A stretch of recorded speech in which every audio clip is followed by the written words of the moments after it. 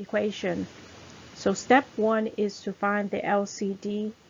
There are 3 terms in this equation, and there's only one term that has a denominator, and that denominator is x. So recall, LCD involves the denominator. So in this case, our LCD is x because it is the only denominator involved.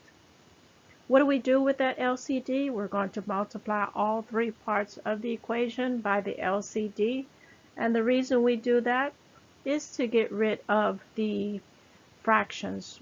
So that one rational expression or fraction that we have in the middle term, we're going to get rid of that by canceling those x's, the x from the bottom with an x from the top. When we do so, that's going to leave us with x squared minus 24 equals negative 2x. Our next step to solving for x, we're going to rewrite the equation in standard form. To do so, I need to add 2x to each side. Our next step, we're going to go ahead and factor this trinomial into 2 binomials, which, by the way, we're using the zero factor property. And mental math, we can solve that because for the first parentheses, we will subtract 6. The second parentheses, add 4. That's going to leave us with 2 solutions, negative 6 and positive 4.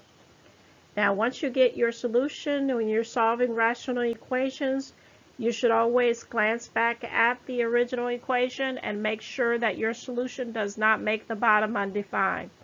Since there was only one denominator involved, by plugging a 6 where x is not going to make that second expression undefined.